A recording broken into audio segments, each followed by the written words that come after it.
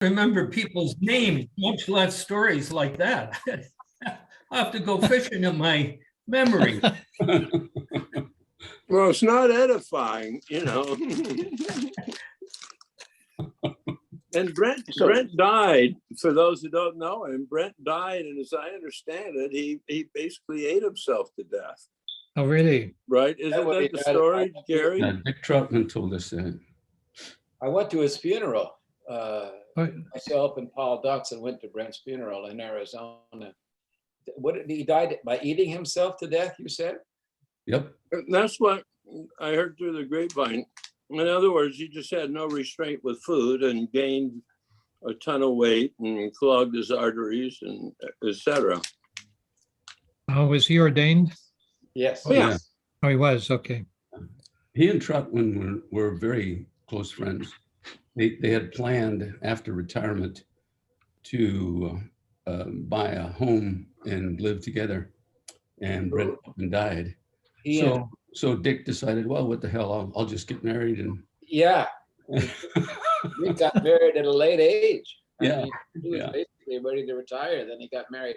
Why would you do that? I mean, I remember at some wedding, a guy said to me, he said, Roger, this friend Roger Offenbach, I had done the wedding. We were sitting outside at the reception. He said, well, I have a lot of problems with the Roman Catholic Church. I said, my God, how could anybody have a problem with the Roman Catholic Church? And he said, well, for example, he says, I think you should be married. And I said, but Roger, I've lived a good life. Why do you want to do this to me now? Well, it would be your purgatory. Yeah. Well, Bill So, Barry, Tom, you used to say, Tom, who has the prayer? Who has the prayer? You said who someone has the was prayer? going- George Ferrick.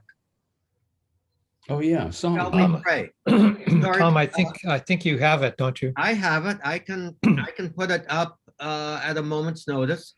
I hope it'll work. So Yeah, so this is Tim's message to stop the foolishness. I guess Let's get down to guess serious so. stuff. Okay. No. It's just with our kibitzing back and forth, we might forget the most important part. That's right. What we might want to do is, use this prayer to sanctify our foolishness, because the Lord embraces us even in our foolishness. Then we can be fools for Christ. Right. Yes. So How pithy, George. How pithy. Well, it's not my line, so. okay, George, do you want to introduce why you felt that this video would be a good prayer? Well, here's a book I've had in my library for many years. It's called Embracing Travail, Retrieving the Cross Today. It's all about the meaning of the cross and atonement, and it's written by a woman theologian who studied Lonergan. It's a Canadian Anglican woman who's now at the University of Sewanee. I guess, where's that located? North of Atlanta. Okay, so that's where she is now.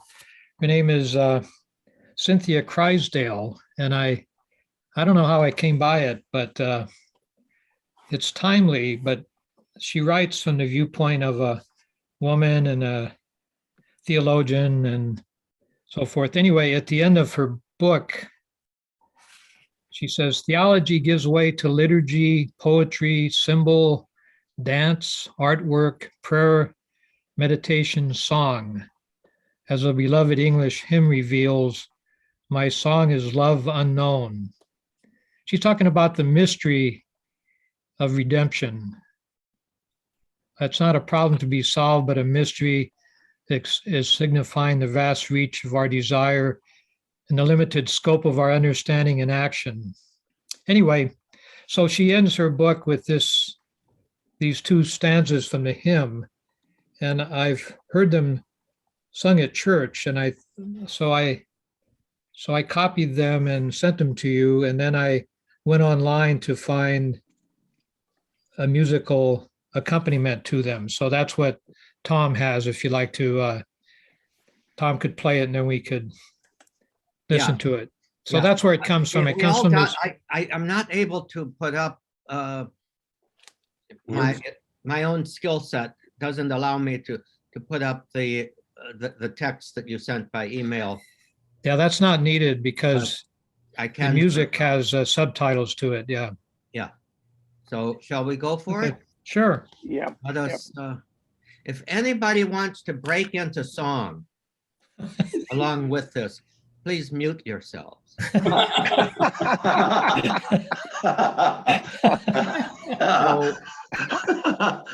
let me see if I can get this up. Well, Ned wouldn't have to mute himself. He probably Yeah, has the Ned. best voice. Okay. Full screen. And here goes.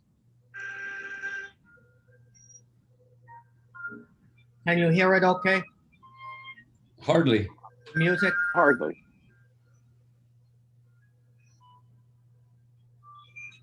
Better? It's a bunch of electronic beeps. It's what they're playing. Yeah, I can't hear.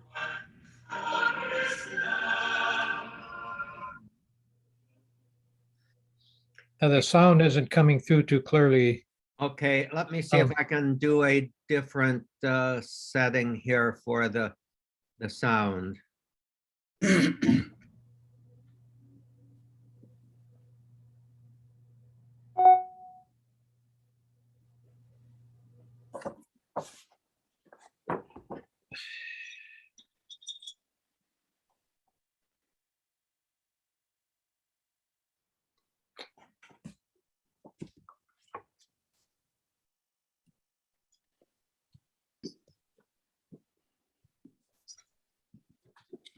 Let me try this one.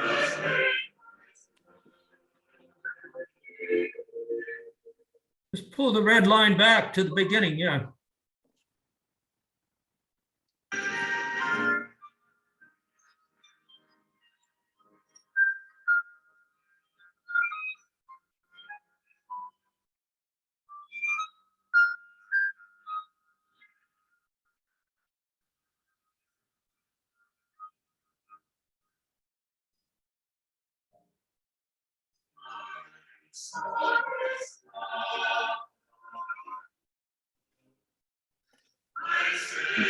Shut the door.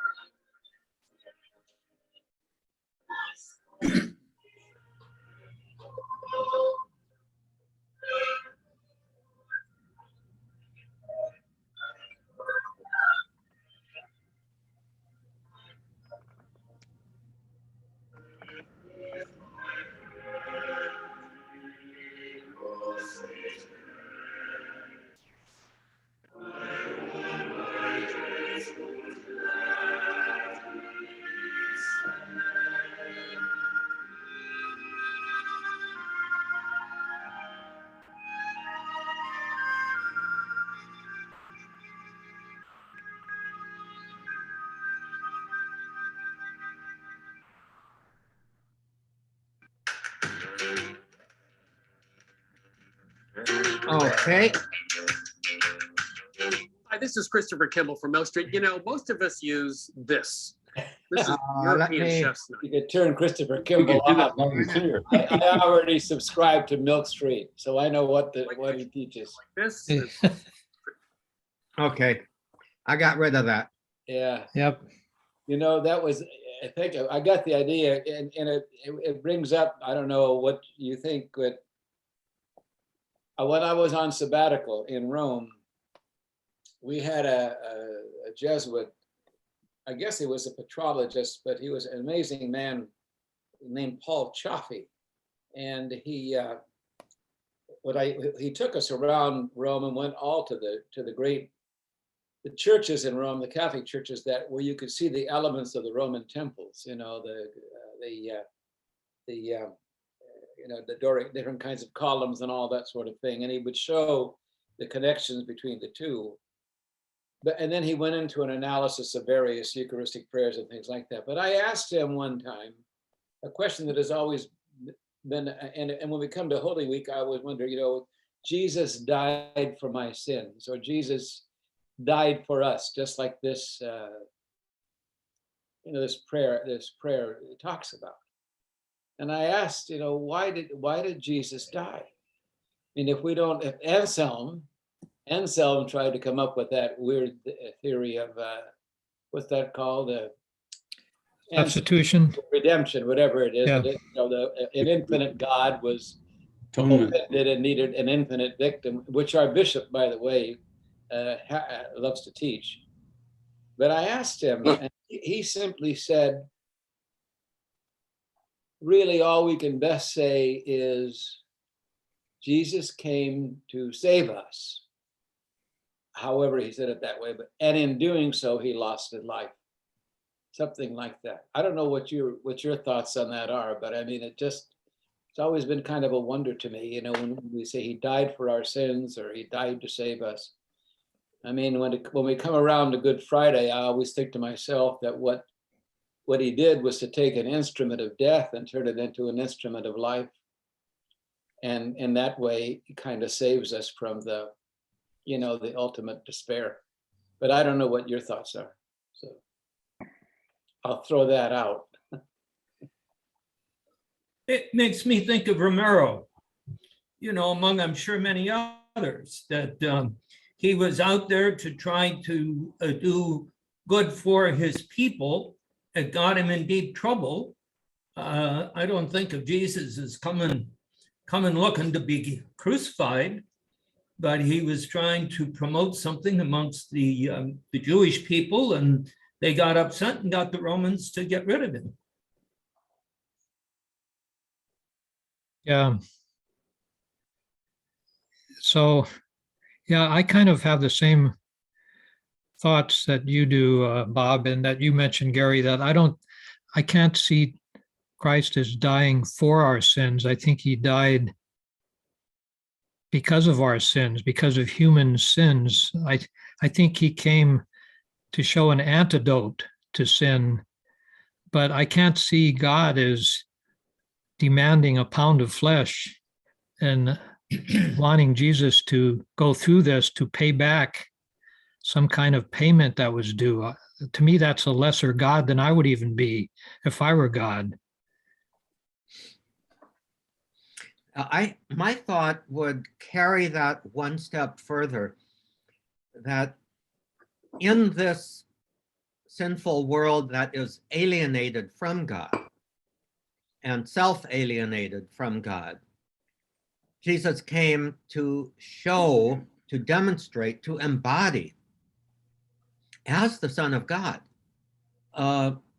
the infinite outpouring love of God the Father. And he did this by his acts and his teachings and so on. But confronted with ultimate love embodied there, the hold of idolatry on the people that he came for said, this makes us uncomfortable. This challenges our way of thinking. This challenges our way of life. We don't want this. We've got to do away with it so that we can be comfortable. And so I think it was the inability of those who choose something lesser than God to handle God's self-revelation that did away with him. Now, to my mind, there's one step further that I would go, and that is, if he is the Son of God, saving us by becoming one of us. He became one of us, and I think St. Paul reflects on this somewhere, or maybe it's a statement in one of the Gospels, might be John, but he became one of us to the extent that he didn't get on the top and become like a benevolent Trump, an authoritarian. I want to do what's good for my people, so I will do good for them. But rather, he went down to the bottom to become one with us, even in what is the absolute dregs of our humanity. And it's in looking at that I see, a deeper understanding, for me at least, of the meaning of the cross. It still is a mystery. It doesn't answer satisfactorily, to my mind, the question, why did God have to do this? Why did Jesus have to do this? But I think it is a way of accepting that, well, this is how God chose to embody his love, by getting down underneath us to the bottom. And the worst thing that people can do to one another is to kill one another. And the worst kind of death at that time was precisely the kind of death that the Romans imposed upon their unruly colonial subjects. There's this Episcopalian theologian or scripture scholar, Fleming Rutledge. Mm-hmm. And Ned and I read her book on the crucifixion. And we get together to discuss it, because I don't know about Ned, but I found it extremely difficult to grasp frequently. But for her, the key passage, I think, in all of Scripture maybe, is, where is it, 2 Corinthians chapter 5? He who did not know sin became sin for us, so that we might be the righteousness of God. And I don't remember her saying why that had to be that way. But boy, she goes on, as have others, about what must it have been like to have been Jesus who had become sin. Mm-hmm. He if you apply that literally, he had become every assassination, every murder, every shoplifting, every abortion, everything. And she makes much of the cry of dereliction in, I guess, Mark, where Jesus is abandoned. Mm-hmm. And she, I think it was she, Ned, she says he really was abandoned. I mean, God at that stage wanted nothing to do with him.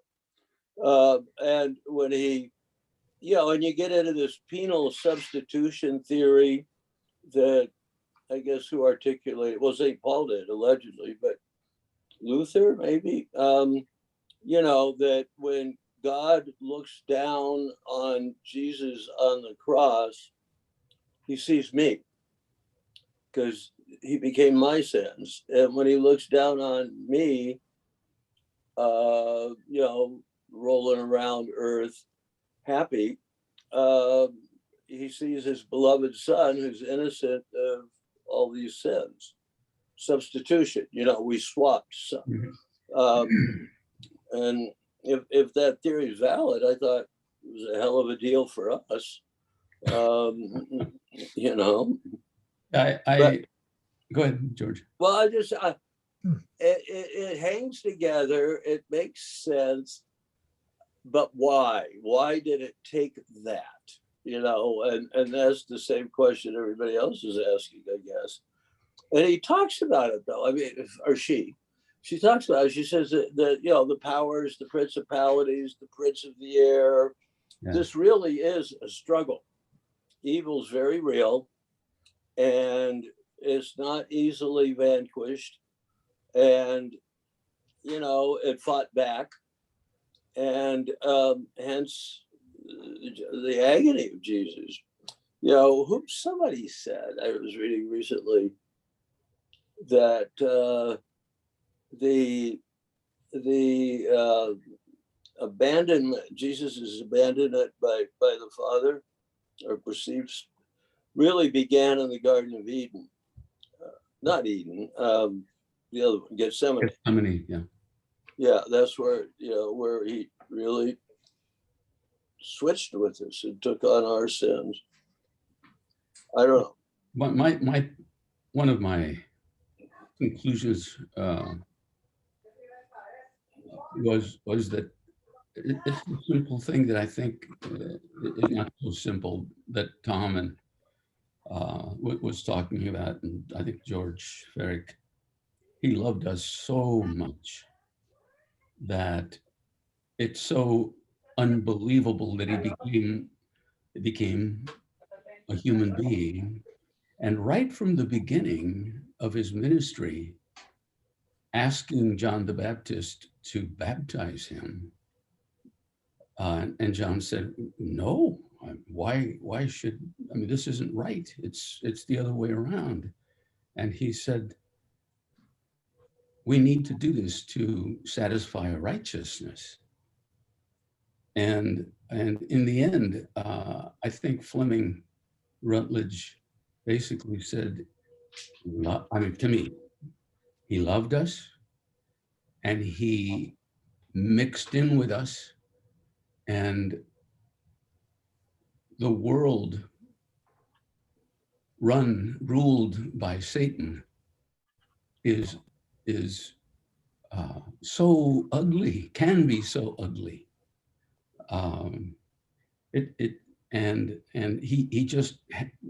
He found corruption, he found hypocrisy. I guess hypocrisy, it seems to me, was the worst sin that he railed against. And ultimately, because of his teachings, because of his gentleness, but such strength in confronting it, going into the temple and upending all of that stuff that was in front of the temple, the money changers and sellers of stuff, that knowing that there must have come a time when Jesus knew he was going to be killed. But he told us, he told the apostles, I will be killed and I will be back. Well, there were plenty of clues those last couple of weeks that this wasn't going to turn out well. Yeah. But I find it so hard sometimes not to fall into that, what is it that Augustine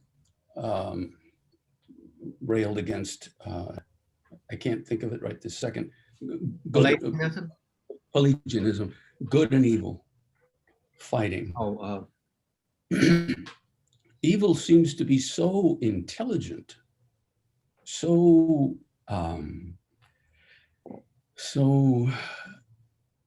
intentional, so structured, so after us, and it's hard to escape it. If we escape it ourselves, that is the suffering to some extent, we can see suffering so much everywhere else. Babies killed, rapes, some of the worst things. And it's hard again.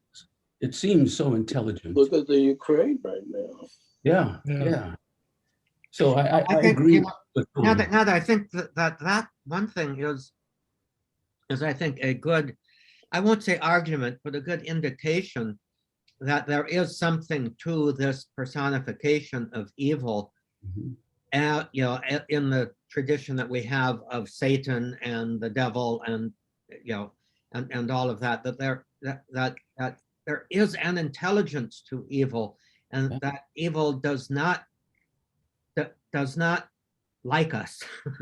It's the enemy. You know, Satan has often been called the enemy of humankind, and you know, it's more than just an absence of good behind all of this. There is some kind of scheming, intelligent, willful drive. Well, how else would you define what has traditionally been called Satan or the devil? And both of those words are etymologically rather loaded. You know, Diabolos is the one who divides. Satan is the one who tempts.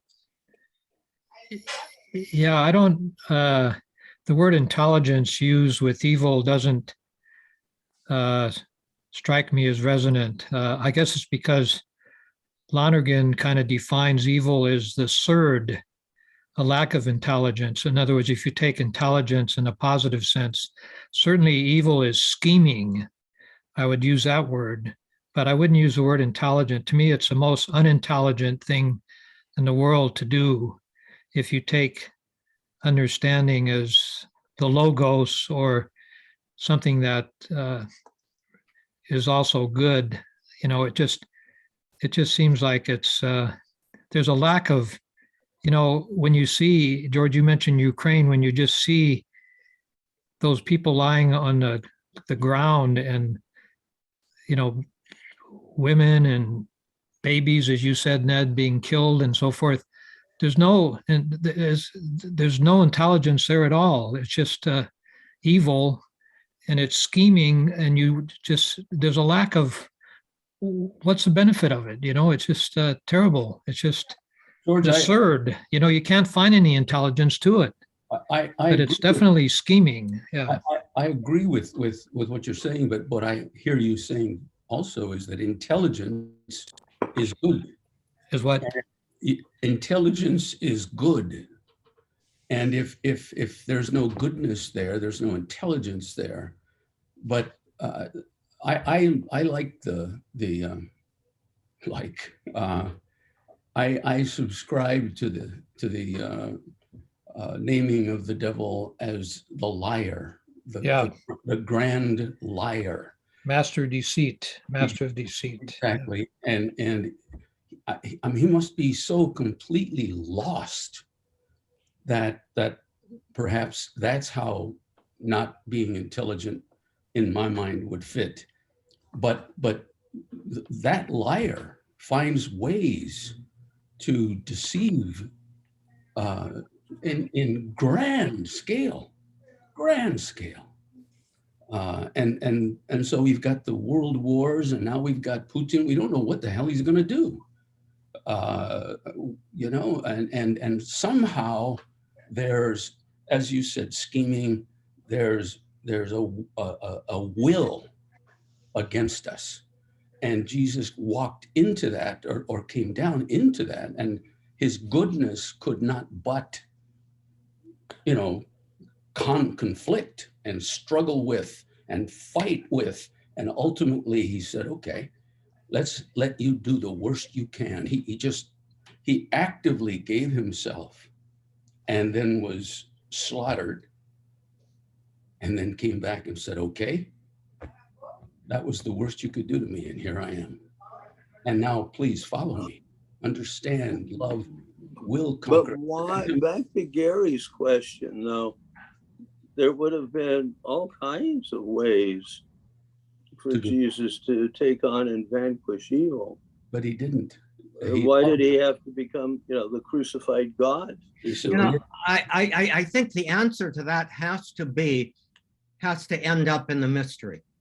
yes, Or to put it another way, the question of why kind of refuses to accept the reality that is there in front of us. what? Yeah. And it distracts us from probing that reality if we get hung up on the either or question of why.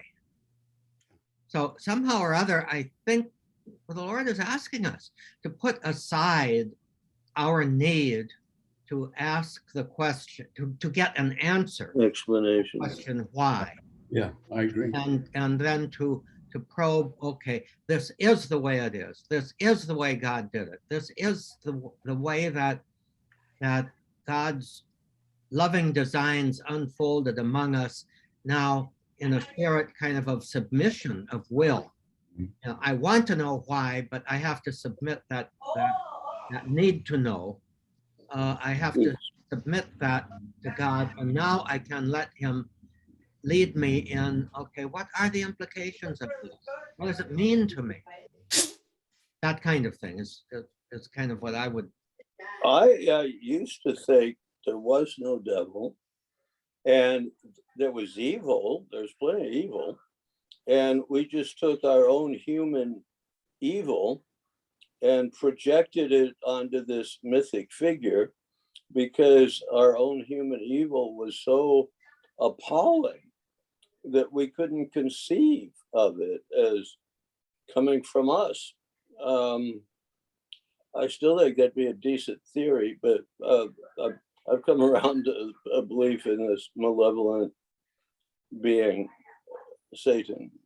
George, I kind of, I'm with you. I'm really enjoying this conversation. It's very helpful to me because in some ways I sort of put the devil out of my thinking, I mean, it's some sort of medieval, whatever you want to call it. I mean, a very anti-intellectual way of thinking, the devil made me do it, that sort of stuff. But as you talk here, whether you call it intelligence or scheming, you're talking about some sort of, I don't know, personal force, some intentional force that's afoot. And as you say, Ned, you see it in 1,000 different ways. I mean, evil does exist in the world, and it has patterns, and so from that perspective, I can understand if Jesus came to deal with that, and Tom, as you say, why it had to be this way, that's beyond us. The fact is that it was this way, but it really, it helps me to make more sense in some ways when you think about the devil or the Satan, or evil as a some sort of, George, you don't want to use the word intelligent, but I mean, some sort of Force, little force. embodied something. Tom, you said it very well that way too, but it's really kind of opened my mind to something I've kind of put away for a long, long time. It's very interesting, though. Yeah, I cannot buy, or I shouldn't say that. It's hard for me to buy that evil is the absence of good, simply the absence of good. It's just, it can't be that simple. A mere carencia. Yeah. Bob, I'd like to go back to your example of Oscar Romero and get your reflections. I think Oscar Romero did not intend to be killed.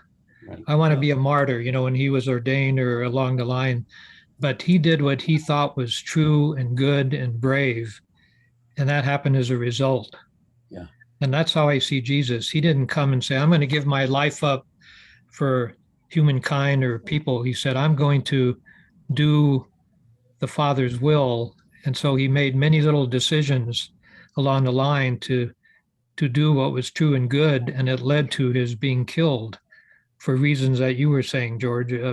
But what do you think about that, Bob? Or I don't think people intend to be killed or want to be killed as martyrs. They end up being that way because of what they choose to do. Yeah, I concur with that entirely. And the Jesuit that was just beatified, I think, that was killed, it was his buddy, Tullio, Oh, yeah. his name? Rutilio Grande. Yeah, Rutilio Grande. Yeah, I think they were persons. I mean, Romero had a sense of a very meek fellow. Yeah. Who wasn't going to do anything, he Very would just conservative.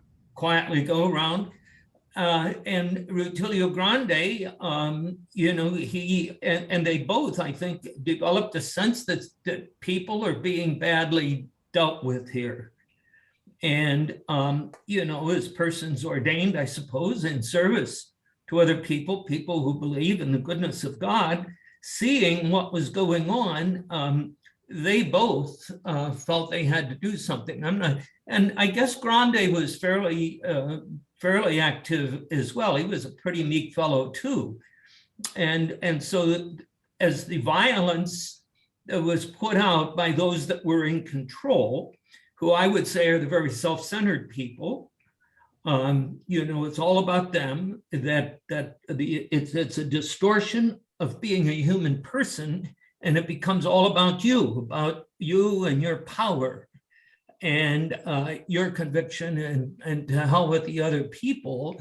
So he raised his voice, Rutilio Grande, organized the people, I think, to try to help them, not be part of the fight. However, I don't remember all the details of him. So they weren't out to get killed. Neither were the Jesuits that were at the university down in El Salvador. They were trying to bring out the good in people, and those that were being threatened, they wanted to stay in power, and so they just got rid of them.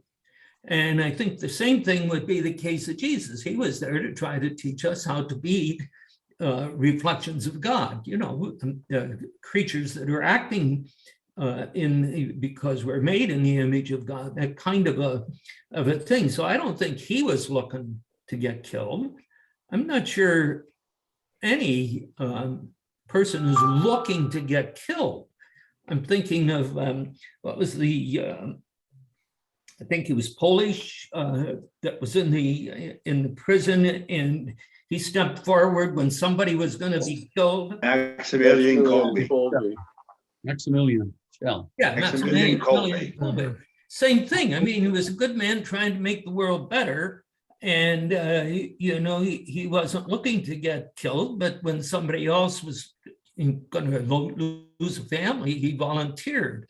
And in a certain sense, I think Jesus put himself out there to try to turn around, however you analyze what was going on in amongst in the Jewish community, under Herod, under the Roman Empire, on their oppression of people. He tried to form people in a different direction and give them courage, and they wanted to get rid of him. I think Nicaragua is going through the same way. Putin's doing the same thing. So it seems to me that there's something that infects people who turn out to be evil because they get so self-centered that it's all about them. And maybe they feel very threatened, so they're going to stay in control. And if they have to, they're going to kill the people that they are afraid are going to kill them. It doesn't make sense to me to say that Jesus came to die to save us. He came to save us by teaching us and giving us an example and a model for us to try to follow as best we can. Frank, what do you think about that? Well, I don't know, excuse me for that. There was a local rabbi who's associated with the ADL and wanted to make a little quick video for Easter. He'd already gotten the imam. And so. You had to put your collar on. Yeah, that's what I had to do, put my collar on. Yeah. So, but then I got an invitation to the Seder, but it's Friday night, so I don't know if I can go or not. But anyway, Yeah, I resonate with a lot. I like to take, if people, first of all, while it is true that not any of the examples you all mentioned weren't looking for suffering, I'm always puzzled when I think back to the Roman martyrology. And a lot of people in the Roman martyrology were looking or hoping for it. Oh, look at Ignatius of There's a certain Antioch. ambiguity, huh? Ignatius of Antioch. Yeah. When you're done, Frank, I want to share with you what happened last night. Go ahead. Okay, so there's a certain ambiguity about the whole thing, but then I preach sometimes about how Jesus didn't come to take away our suffering, he came to take it on. Right. And so his coming into our midst, I like to talk about half empty theology, glass half empty theology and glass half full.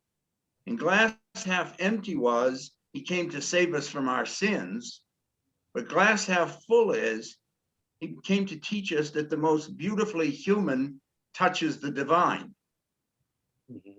So that there's two sides to the whole thing.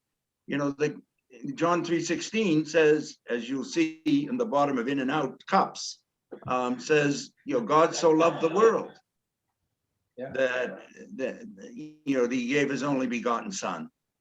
And so I think sometimes the crucifixion gets us thinking in the negative senses to what terrible people we were, and he had to come and save us and get us out of this desperately bad piece we were.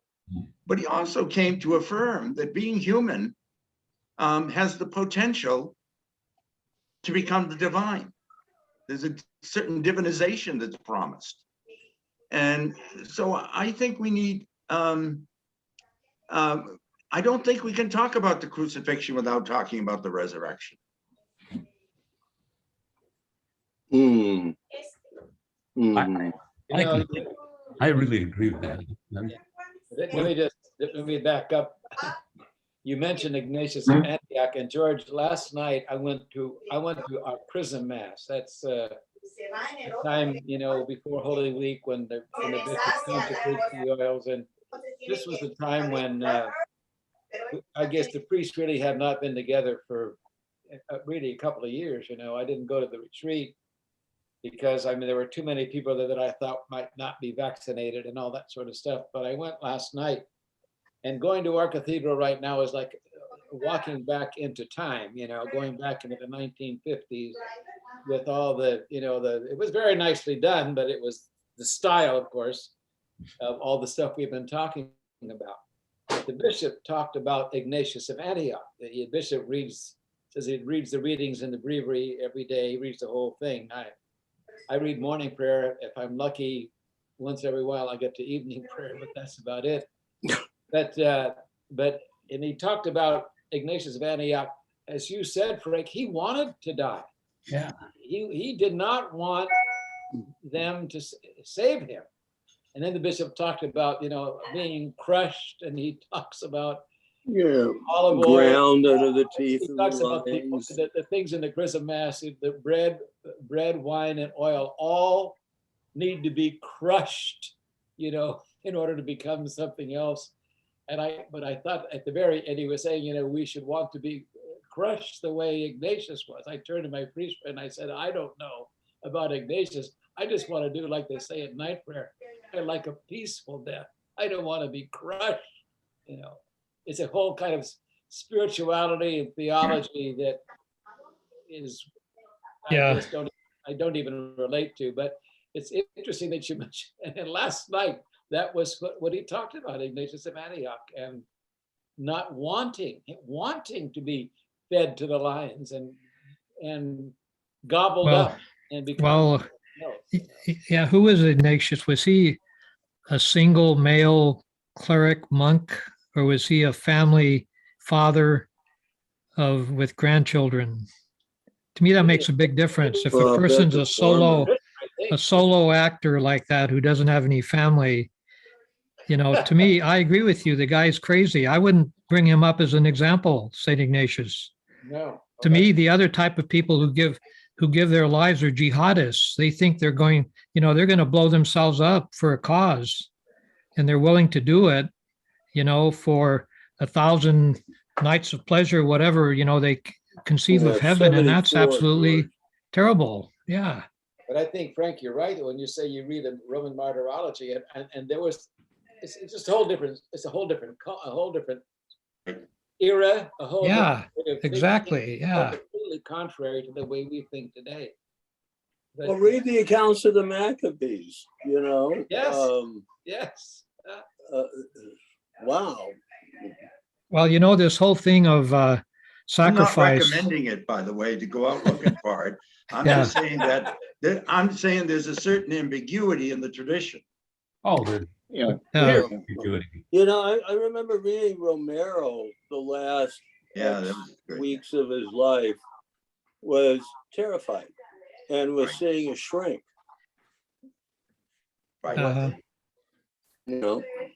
But he stayed the course, But he stayed the course. And that, of course, knowing what that course would bring him. Yeah, he was kind of already in too deeply, you might say. He could see the signs. Well, he Not to mention the 4 nuns who were killed, right? I think you Right. at in Guatemala or El Salvador, wherever it was, too. Right. Or, that was El Salvador, Salvador. too, yeah. Yeah, well, Yeah, and the nun that was down in the Amazon that was standing to protect the forests and the farmers and so forth out in that area. I think there's another, thinker, Rene Girard, and I've read some of his stuff in the past. I can't, articulate his whole line of argument, but it's quite good. And his view is that, the murdering is somebody has to be the scapegoat. And Jesus became the scapegoat, which the community was all upset and all anguished, and things weren't going well and so forth. And their way of resolving it was to make somebody a sacrifice. And his argument, as I'm trying to piece it back together in my own mind, is that way back in the beginning of human operations, that was how they resolved the real problems that were afflicting the larger community, the tribe or whatever it was. And they would satisfy the gods by sacrificing somebody who had to be the scapegoat. And Jesus was the scapegoat of probably, it's just a projection, of the Israelite people at the time of the Roman Empire, and they wanted to keep the peace. We don't get wiped out, sent back to Babylon or whatever it is. So the best thing is, let's get rid of this guy because he's creating problems.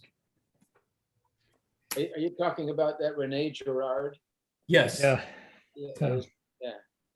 There's a guy in Sonoma named Gil Bailey, who's a daily mass person at the Ferrick in Sonoma, who's an expert on Rene Girard. You know him, Gary? Have you met I him? know Gil Bailey. Yeah. Gil Bailey. Yeah. In fact, he gave There's me a song about him. he gave me his latest book. I was saying mass at Sonoma to help out the pastor there, and he gave me his latest book. He signed it. He said, "Read the last chapter." I said, "Gil, I can't even understand much more than your title." Gary, is that God's Gamble? Let me see. I'll find it for a second. Go ahead. Yeah. I read God's Gamble. To me, that book was transformative. Yeah. That put a lot of our spirituality and understanding in a big perspective. God's Gamble by That's it. by Gil Bailey. Yeah. George, Ferrick, Yes. I'm a little bit, I hear within me a kind of a dissonance. You seem to be quite upset with St. Ignatius, and you likened him to a jihadist. I can't do Yeah. that. Not really. Not Well, maybe you I were think it's a pretty good comparison. I really maybe do. you were just emoting, but the jihadist goes out to destroy other people. Yeah. And by the way, he's going to destroy himself. Ignatius came in to show evil, the goodness and the love of God. And if evil is going to do this to me, bring it on. No, he saw it as a good in itself. Right, but he wasn't Martyrdom. out to destroy, to kill, to maim, to injure. He was there to take on what evil was presenting to him, and he said, like Jesus, I'll submit, but he really was after it. But it's just not. I don't think even in the motion appropriate in my pea brain that Ignatius was this destroyer. Well, No, let me backtrack a little bit on the martyrology thing as I think about it in this conversation. How it was presented may not be how it happened. The martyrology isn't exactly a newspaper report. Yeah. That's true. So Oh. it's sanctified, it's made look heroic. And if you back off a little bit, what really is the difference between what some of the martyrs did, not knowing what might happen, and what the young man in Tiananmen Square did, or the citizens of that small town in Ukraine that stood in front of the Russian tank? Yeah. Now, so we saw those stories, but we didn't see the citizen who challenged the Russian soldier and got shot in the head. Yeah. Right. So the ambiguity, it's an interesting conversation because it raises the question first as to whether or not I'm considering the martyrology to be a newspaper report, naively, and secondly, doesn't the instinct isn't one of the most noble of human instincts to stand up and put your life on the line for something that's worth more than just breathing longer? Exactly. Yeah. Right. Yeah, that's the Exactly. Maccabees. That's the Maccabees and the four guys that got thrown into the fire and all that sort of thing. I think those kinds of stories they have a principle, they have a conviction, they're going to stand by it. And if they have to get killed, they're willing to get, they're not going to deny what their conviction is. What's an easy modern example to, I think, really kind of understand better than we do Ignatius, et cetera, is the White Rose in Munich in World War II. Do you guys know about that? The Saint No. the Something what? of that, yeah. Refresh our White memory. Rose. Edith Stein. Edith Stein? No, different. No. Isn't she the Okay. White Rose? The White Rose were a group of German college students. Yeah. Yes, Who- yes.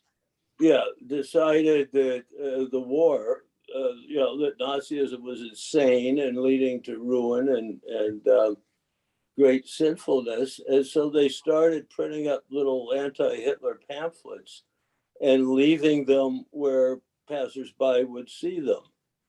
And they lasted maybe a week before they got caught. And they were beheaded. Like Sophie Scholl, that's the name of the young lady, Scholl. You can find it on the internet, and is quite inspiring. Tom, I'd be very interested in, if you read Gil Bailey's latest book. I think all his writing that I've been exposed to, and I have not seen that book, I've listened to a lot of his talks that they've resurrected from way back, I think in the 80s. But his message has been pretty persistent throughout. I'm curious what you derive from his latest book. By latest book, you mean God's Gamble? Yes. I presume that's his, because because that's at least 3 or 4 years old now, if Right. not more. Yes. And I read it, I read it quite frankly when it first came out, and I'm struggling right now to piece together the logic of what actually impressed me so much. He So- wrote it in 2016. Yeah. And it's put out by a thing called Angelico Press. So that's 6 years ago. And Gary, could you fill out who he is? I'm not Gil familiar Bailey. with. Gil Baille. Gil Bailey. He's interesting, lovely fellow. And I don't he gave a talk to us at one point. For some strange reason, here's a question here. Why did it take the incarnation to save us? I mean, I guess I would need to read this if I asked the question. Yeah, I kind of think his Why did it thinking take the was cruise- behind what I was saying earlier. One of the things behind it, of God's gamble was basically, I think, to create free will, and then to pour himself out in self-emptying love on behalf of those who have the power in their free will to reject that love with tragic consequences. But that God had to put the acceptance of his love in love to be conditioned on the human will that already seems to be tending towards, have an old sinful program, shall we say, in it, to seek the lowest common denominator, which is self-satisfaction rather than submission to the other with a capital O. You know what? I get this book, God's Gamble, free on Kindle. Read with Kindle Unlimited to also enjoy access to over 1 million more titles. It's my Good. Amazon George. Prime. Look at that. Look at this title here. Why did it take the crucifixion to save us? Yeah. Maybe if I had read the book, I wouldn't have asked the question in the beginning. Well, I don't know. Maybe you would have asked it with greater fervor. But at least, Gary, at least you've got it on your bookshelf, so someone might. Yeah, I think you've have. read Well, I have it. a lot of books on my bookshelf. When I die, they're going to say, "Oh my goodness, he must have been very well read," until they weren't even opened.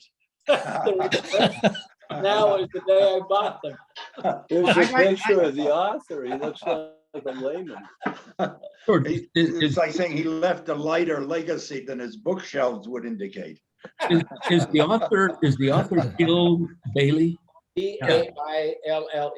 Yeah. It's on he- Amazon.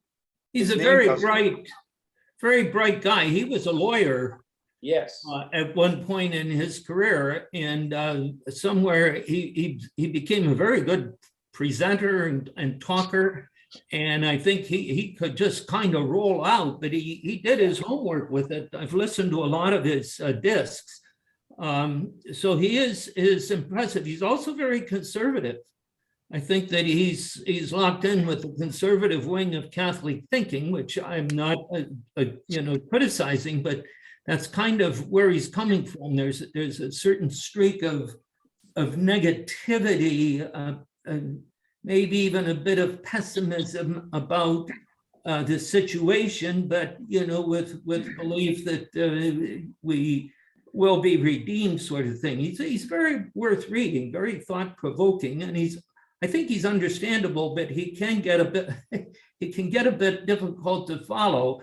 I think the real core of his thinking is René Girard.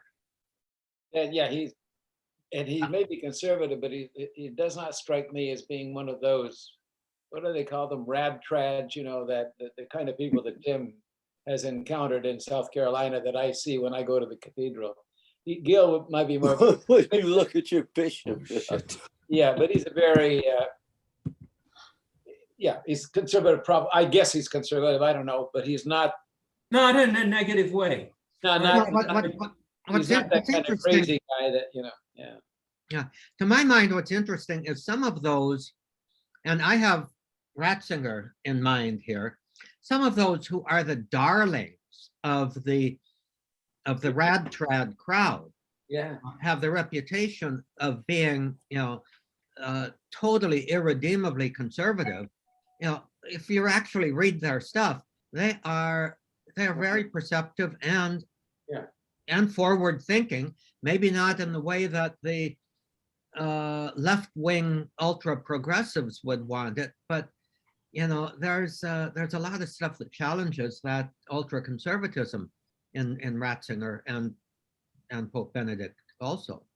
Well, in the 2-volume book on the biography of Ratzinger, Peter Seewald, I think, is the one who wrote it.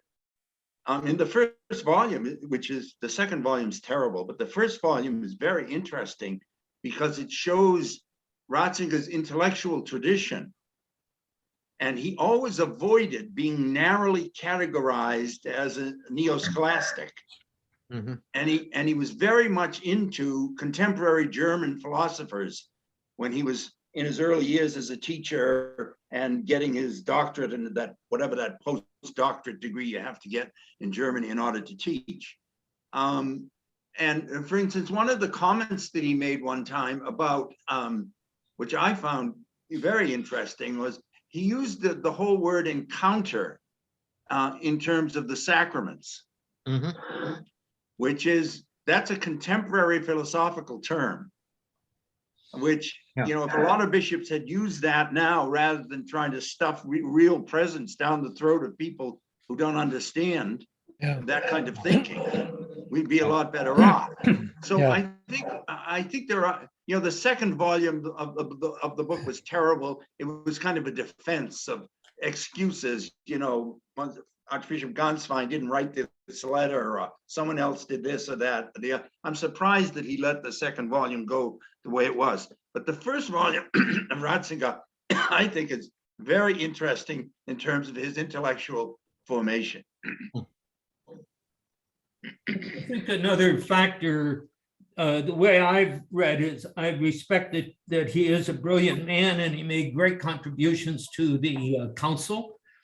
But when the revolution broke out in Germany, he got scared. Right. So from that point forward, brilliant as he continued to be, and I think his encyclicals were good when he became Pope, but kind of very cautious and honest. The fact that he stepped down is, you got to salute the guy. He recognized that this is beyond me. Yeah.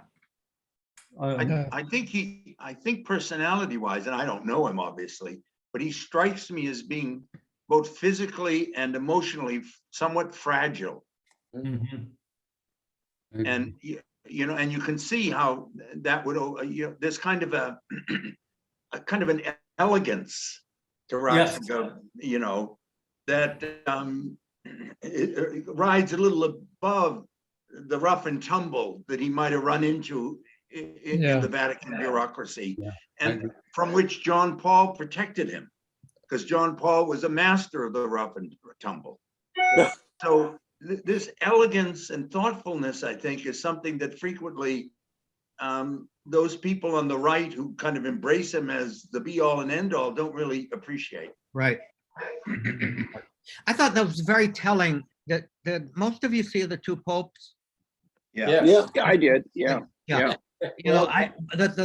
interesting thing that came to my mind when you were talking about rough and tumble and versus elegant is that scene where Ratzinger or Pope Benedict is playing Mozart, and Bergoglio kind of in some ways counters that by leading him in the tango.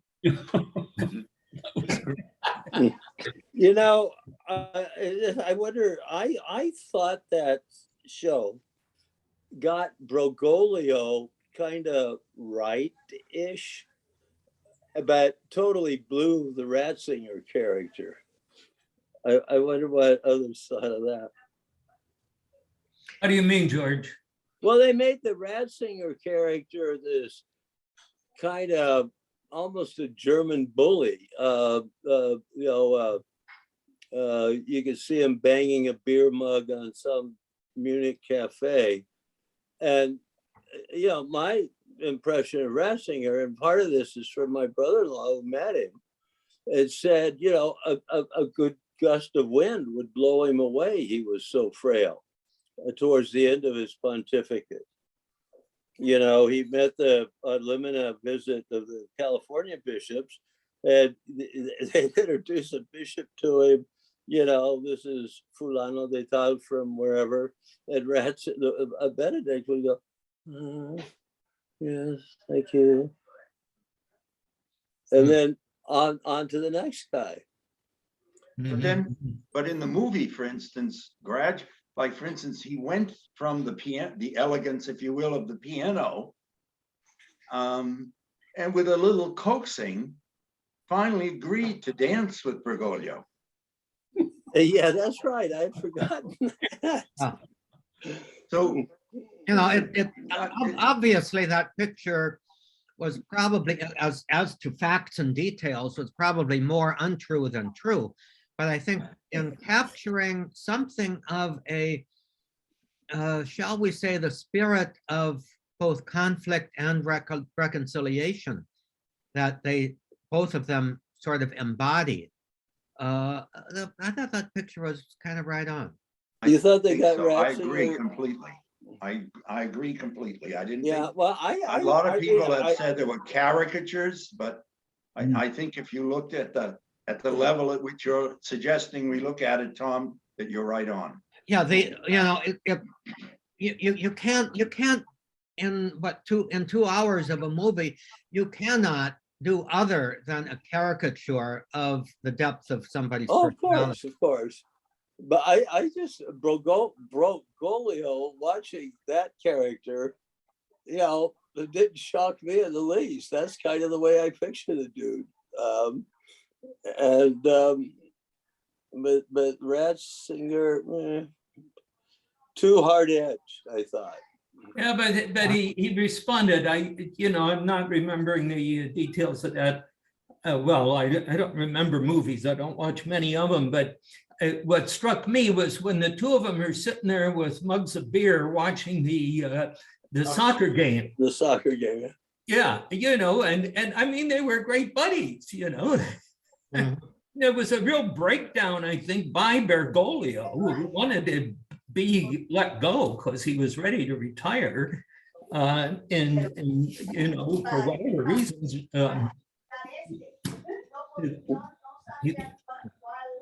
anyway.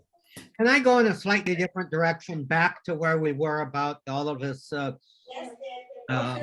whys of redemption?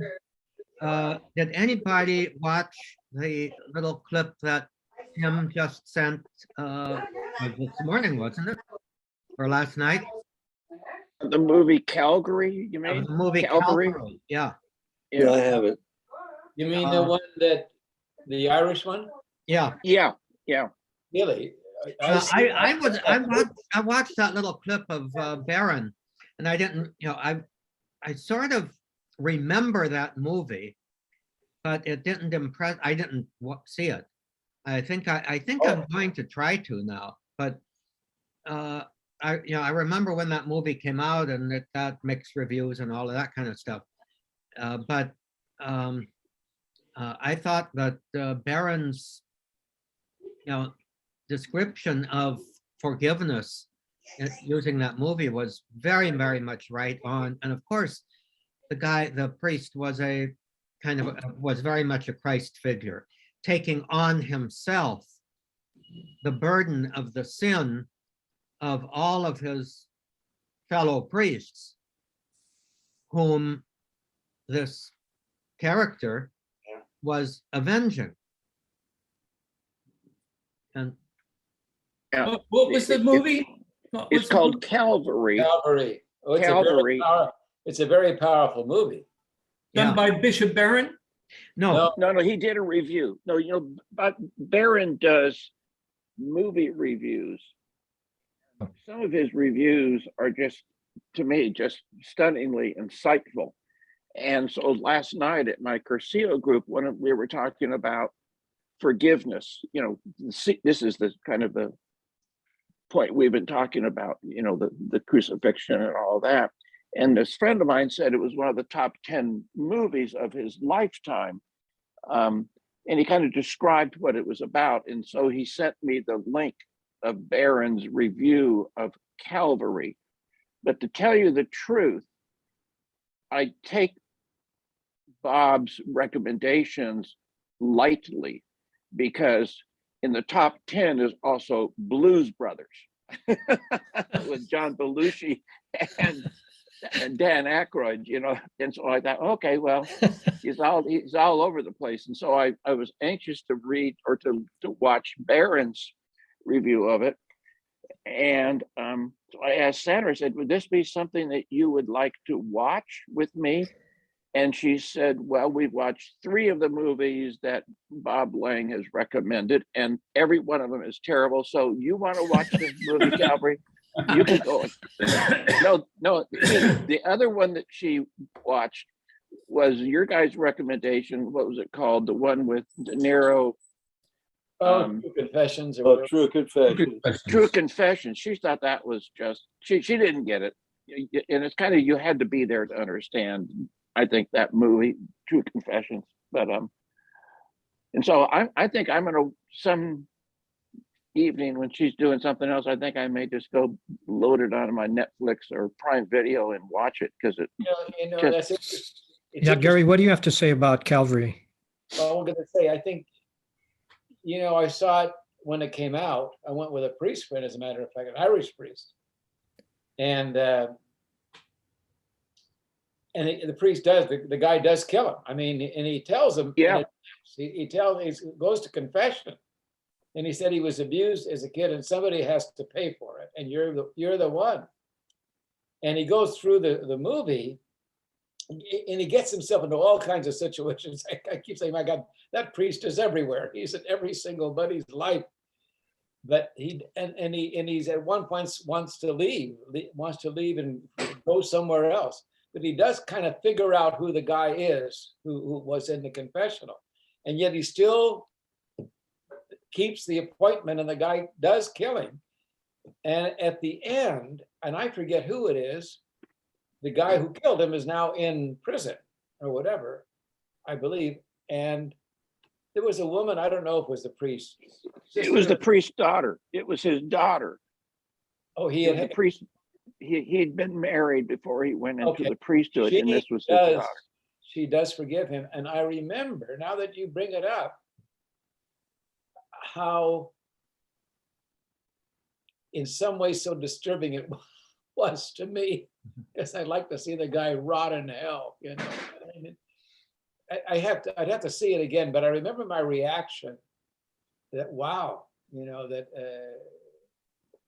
I don't know that I could do that, you know, but Yeah. Rose Picati. it's a Many of you know Rose powerful Picati. movie. Yeah, Yes. In fact, she is, I'll name drop here. She is a good friend of mine. Who's that? Rose whom? Rose Picati. She's the daughter of St. Paul, Sister Rose. She's a movie reviewer, writes in the National Catholic Reporter and St. Anthony Messenger and a number of places. And she's, you know, right now she's in Rome attending a film festival, but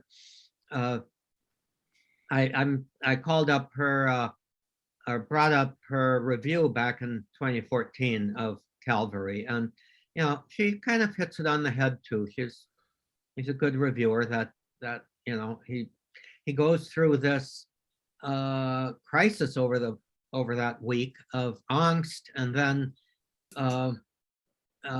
ends up basically confronting the guy and knowing that he will probably die, and he does.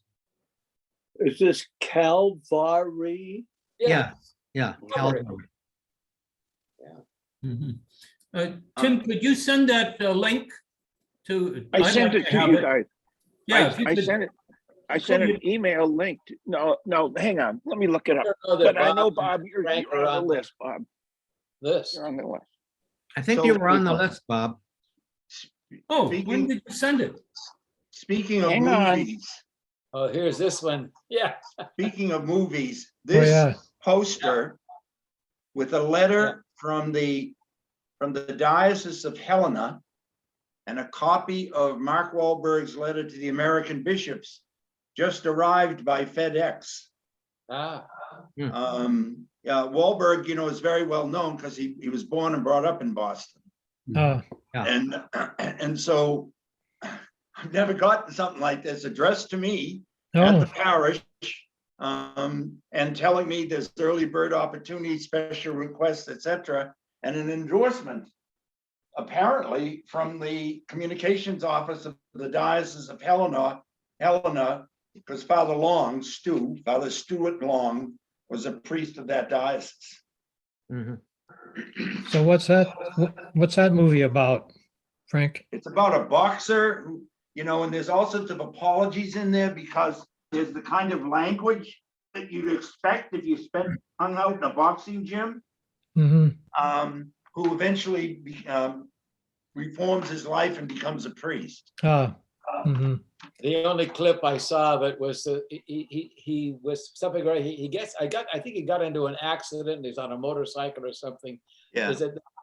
I just saw it on TV, little clips about it. Yeah. And he says to some woman, "I'm going to become a priest." He said, "Yeah, for Halloween." But he does become a priest. I think it's a true story. Yeah, it is. It is. It's about, that's why the Diocese of Helena sent the letter along. It's extraordinary, really, to Is he receive that kind of package. Is he still alive, Father Stu? I don't know. Oh, I don't think so, but I don't Oh. know. There's a good review of it in America recently. Oh, I And don't know Wahlberg, anything about this. himself had that kind of life Yeah. and was helped out of it to some extent by a Boston priest who's no longer functioning as a priest.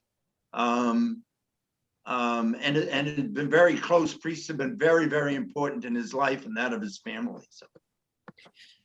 Yeah, he was a member of Good Shepherd, and I got to know him a bit.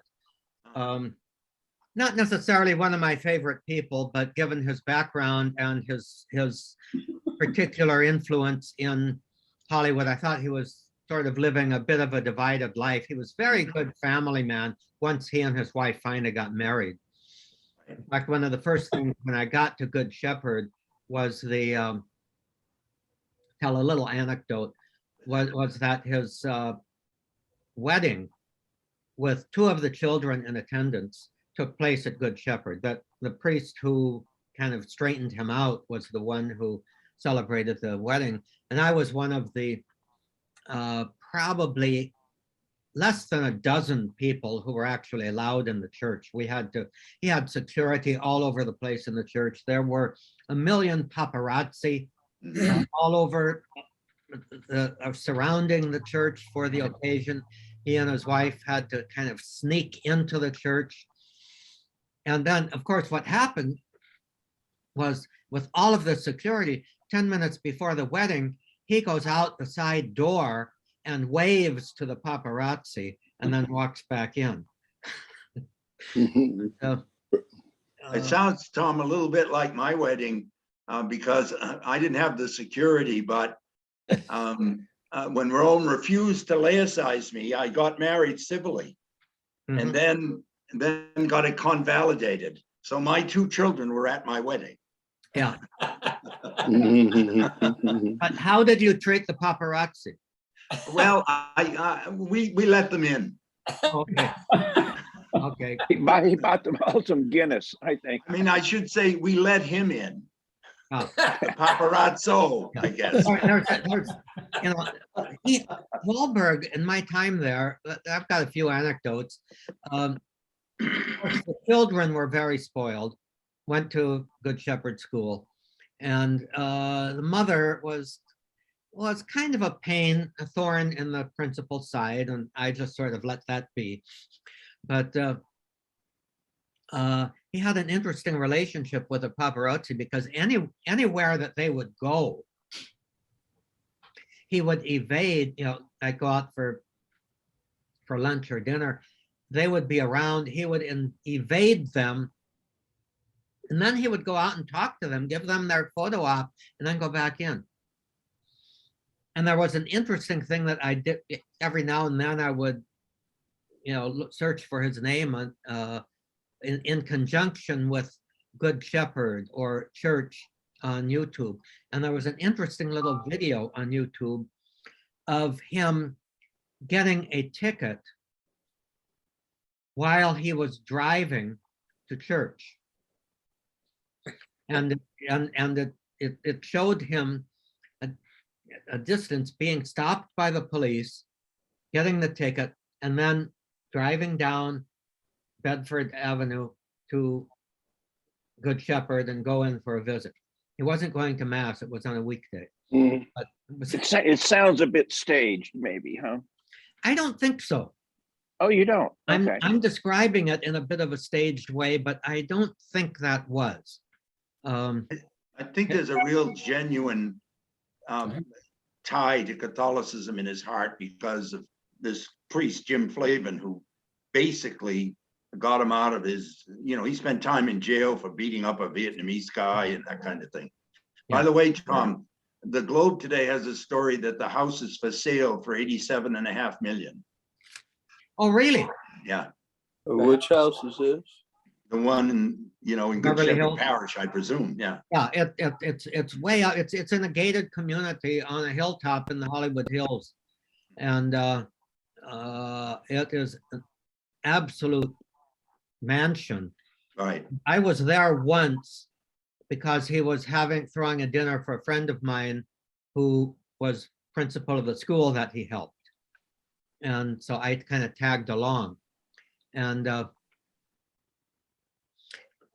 it was I don't know, far too rarefied for me. It was, and he was sort of like he was fitting us into what was his otherwise busy schedule. Mhm. Who is What this did you're he- talking about? Mark Mark Wahlberg. Wahlberg. Now, wasn't he the MC when Francis came to Philadelphia Right. for that big open air Family. convocation that Yeah. Francis Right. had where Bocelli sang? And Mhm. am I right? That was Wahlberg? I think it was With Wahlberg. Wahlberg, I it was wonder. Wahlberg. And I think, if I remember correctly, it was at that point where one of the kids who made some kind of a presentation or something to him said that he was, a real fan of his and he loved his movie, whatever it was. And Mark answered back to him, a kid your age couldn't be seeing that. That was the movie. That's what I wanted to mention. I saw him in a movie where he was a porn star. Yeah, You're Yeah. kidding. yeah. Yeah. Boogie Nights. What was it Boogie called? Night. Boogie Boogie Night. Nights. Yeah. Oh, I I never saw did see that. that. But He had an appendage that was huge, bigger Yeah. than any of us. Oh, is How do that you know? who that- Wait, Gary, how do you was know Mark that? Wahlberg? That Yeah, guy? how do you know that, Gary? Well, I would have to say because it was gross. it may have been a Even by prosthetic. porn They often stars, do that yeah. in movies. And we were all in the seminary together. I don't remember anybody being gross. Uh, Yeah, I Frank, don't know for sure, but I assume. Frank, did you know Paul Shanley? Yes. Oh, Did you? Is he as much of a scoundrel as he sounded? Yes. Oh, tell you just Is a this the quick guy who story. was killed in prison? The No, priest that that's was killed? John Gagan, and he wasn't a scoundrel. He was a poor soul. But Okay. Shanley was a quote street priest in Boston. Right. He retired. He came out to my brother-in-law's diocese, San Right. Bernardino Riverside, to be retired, Right. and brought with him a very fulsome letter of praise for Bernard Cardinal Law. yes. And so Ricky, my brother-in-law, said, well, okay. It, gives it faculties and all this stuff. And, in short order, it came the complaint of molestation of some boy, and I think more than one. And he investigated and found out Shanley had started the Man-Boy Love Association. NAMBLA, the North Boston. American Man-Boy Love Association. Yeah, as a priest. Plus, when he was in San Bernardino, George, he and a friend, Tom White, owned a gay hotel in Palm Springs. That's right. I knew that. I've forgotten that. Wow. So here's my brother-in-law, the local ordinary. What's he know? This guy comes out with a letter from Cardinal Law. So as soon as the shit hit the fan, he started calling Cardinal Law. Hey, dude, you got to indemnify us, etc. And he said, Law, he never got through to him, and he never returned a call. So what did my brother-in-law do? He sued Cardinal Law for indemnity. And then it came O'Malley, and he called O'Malley once, and they resolved it in 5 minutes.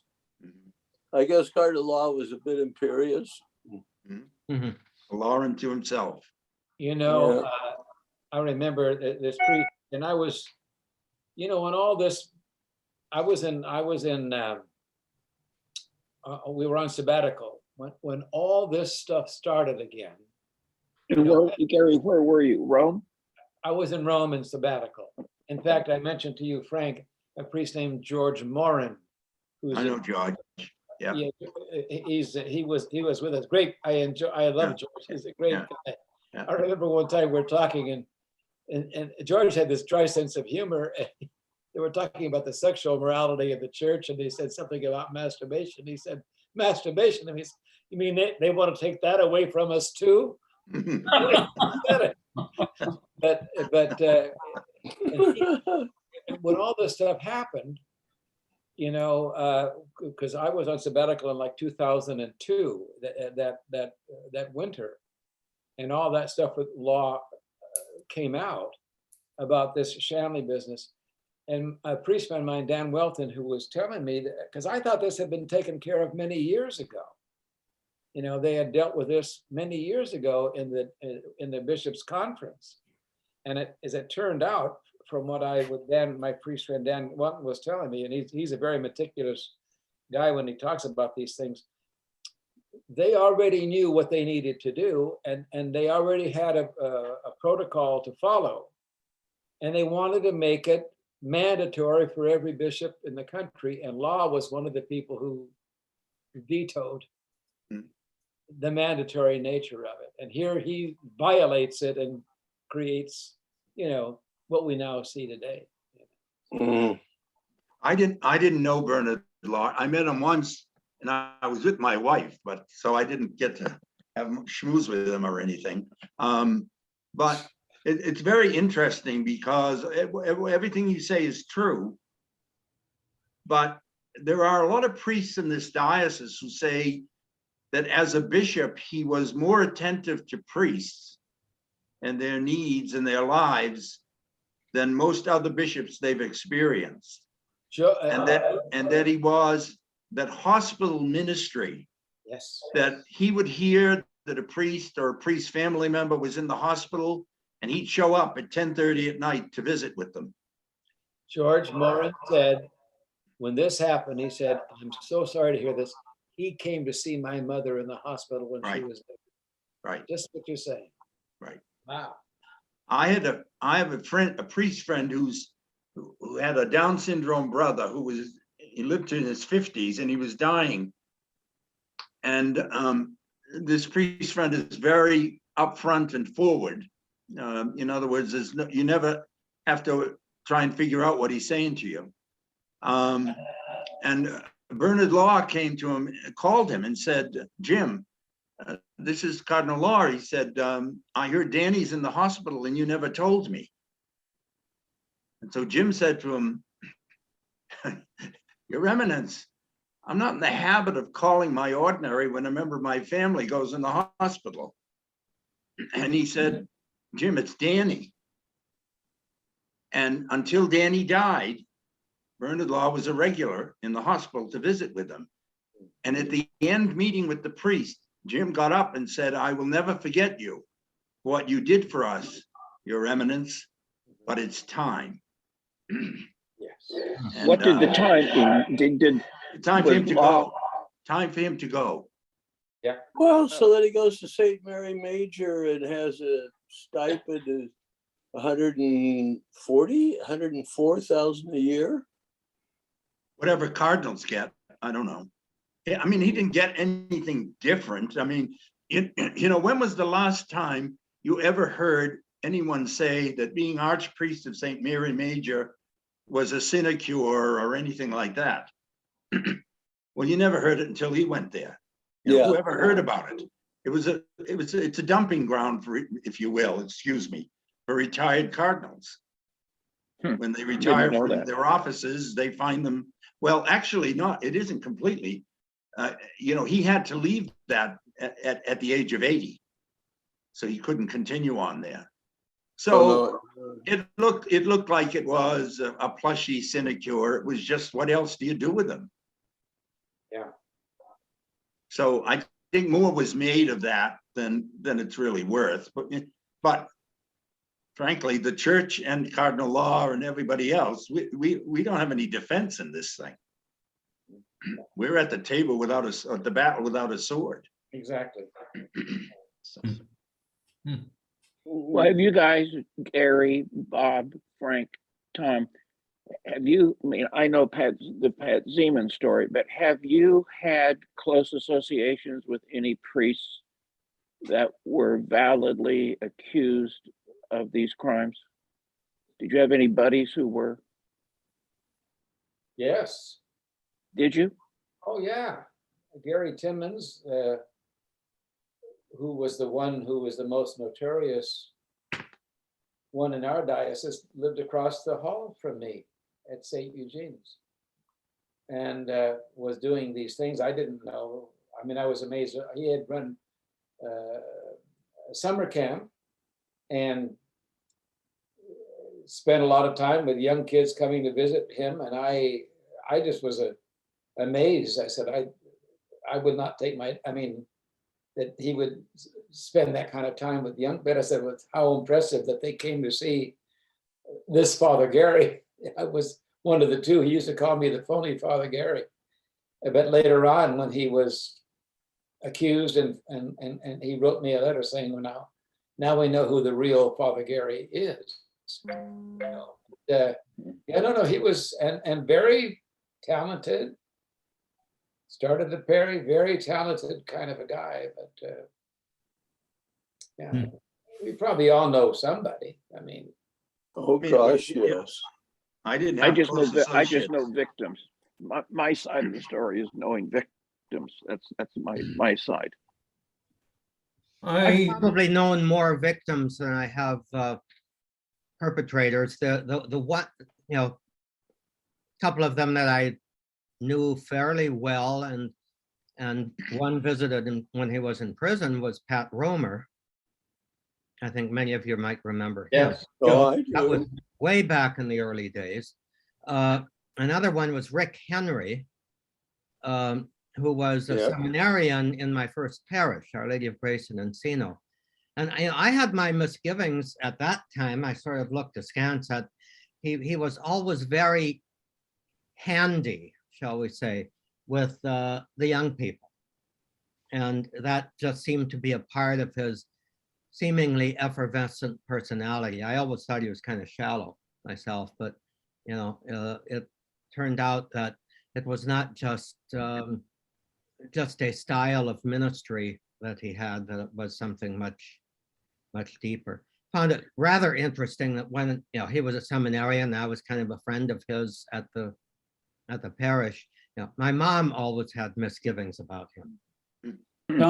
Tom, didn't Pat Romer come to the bishop and ask for help? I think he did.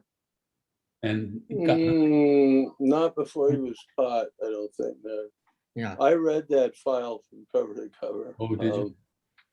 Yeah, once he was up at Atascadero, which is a hospital slash prison for the criminally insane. Manning used to go visit it, and I remember seeing a letter from Manning to him.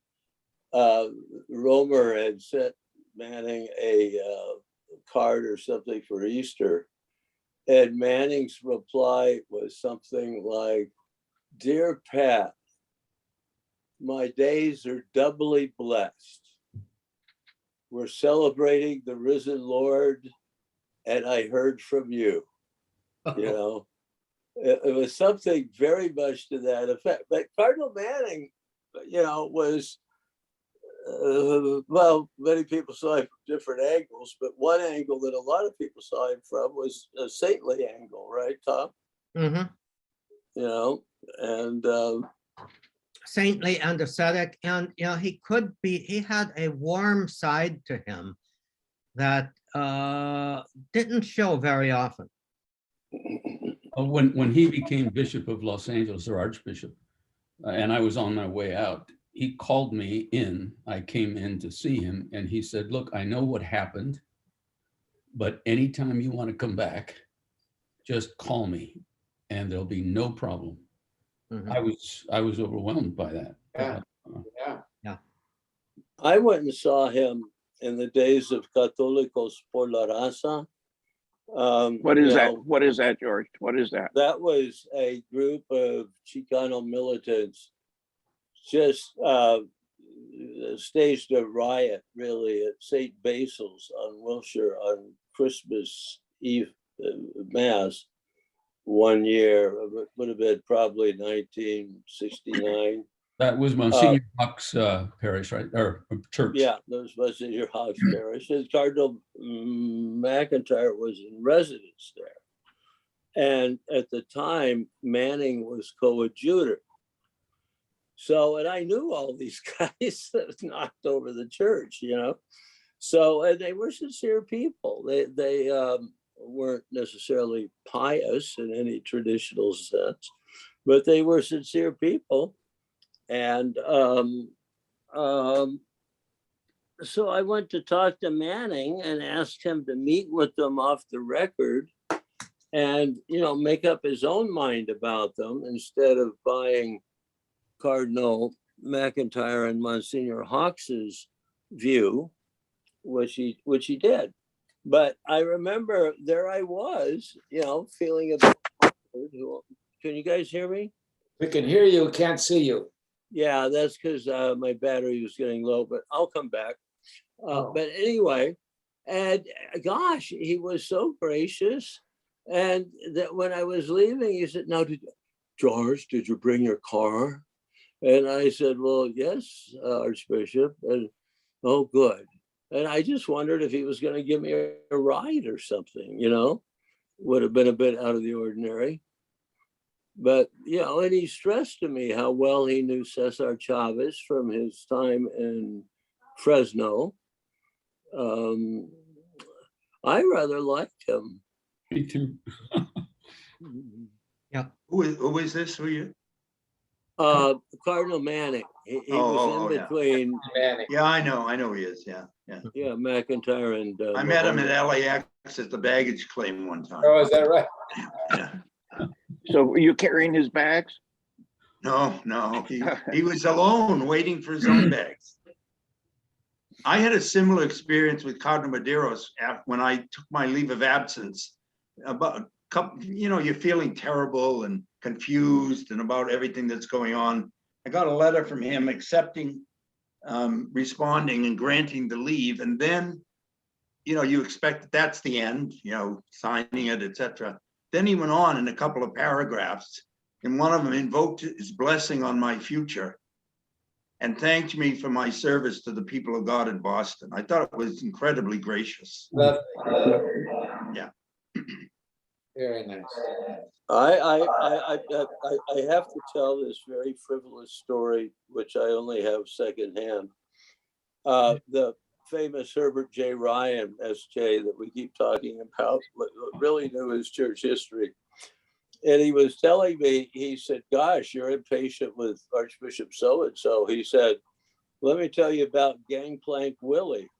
And I said, who was Gangplank Willie?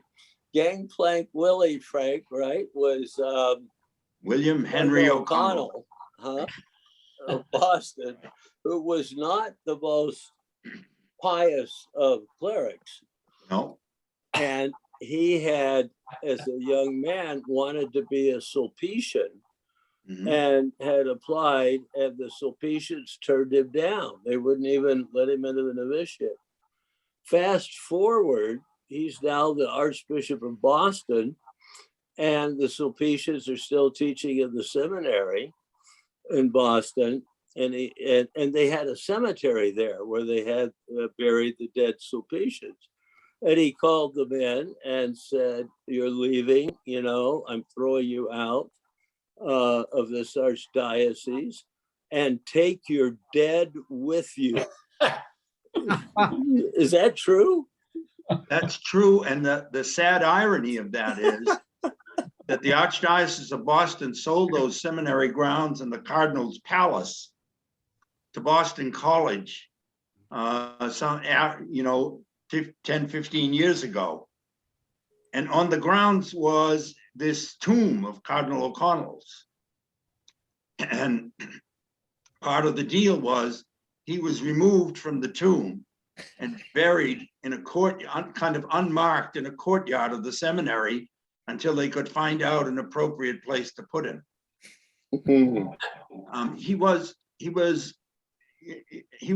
Bob, he had been for a time the rector of the American College. And then he became Bishop of Portland and Archbishop of Portland, Maine, Archbishop of Boston. They tell the story about at his funeral, the senior cardinal was Dennis Doherty of Philadelphia, who was this enormous man, very forbidding. And there's two wags outside the cathedral. And when Doherty comes out, one says to the other, imagine being called on the carpet in front of that. And the other says, it's easy to see you never met the man in the box. Yeah. And the mayor of Boston went to visit him one day and put out his hand to greet him as if he were in the State House. And O'Connell, who used a walking stick, took the stick and struck him on the legs and said, have you no knees, man? Wow. So it was a very imperious kind of thing. Today, earlier, I talked to our auxiliary bishop, Mark O'Connell, and when he was being made an auxiliary, he got a letter from some priest in New York who said he was restoring the name O'Connell in Boston. So I said to Mark, I said, have you chosen your Episcopal motto yet? And he said, yeah, well, yeah. I said, well, stop. I think you should change it. And he said, what do you mean? I said, I think you should put Restauratio Nominis. Restoration. That's your motto. Needless to say, we did not say that, do that. This is the guy that famously missed 2 conclaves, right? Because he couldn't get there on time. Yeah, and Gangplank Bill came from the fact that he went every winter to Nassau, Bahamas. And so he would come back, and the story was his auxiliary was Richard Cushing, who eventually became Cardinal Archbishop of Boston. And O'Connell had a French poodle named Moro. In fact, he built a swimming pool for Moro on the grounds of the seminary. No, why not? And when he left him with Cushing, and Cushing fed him all this table food, and Moro died. So O'Connell came back, and Cushing met him at the gangplank and said, you know, that Moro, he had terrible news that Moro had died. And O'Connell said, what happened, Richard? And he said, Eminence, it was so sad. He just pined away for his master. No. I have loads of Boston stories. So you brought it up, George. Are the Sulpicians still up at the seminary in Boston? No, the other story was that he was at St. Mary's Seminary in Baltimore and they asked him to leave. So he asked them, no, they did not teach at the seminary. He stopped that and in fact told them to take the dead back to Baltimore and bury it in their cemetery there. Yeah. Take your dead with you. They By did the this same. will all men know that you are my disciples. His Episcopal motto was vigor in arduis, vigor in difficult things. Yeah. But it was always, it was kind of satirized by being called ardor individuis, which is fire in widows. Let me ask you a question. What is there an order of priests teaching in LA now, or are they secular priests that are teaching at the seminary? The secular, right? I think all the ones that are there, the priests, because there are lay people now, but the priests that are there are secular. Probably increasingly Opus Dei. Oh, wow. Are you serious? Really? Yeah. I think the relatively new rector, I think he's an Opus Dei priest. Well, your archbishop is. And the archbishop is, so naturally he's going to Yeah. reproduce his kind. Yeah. Some But- group Hey, Bob, think- Bob Bonnot, I sent you an email with that Got it. review. Okay, good. Yeah. Thank you. Yeah.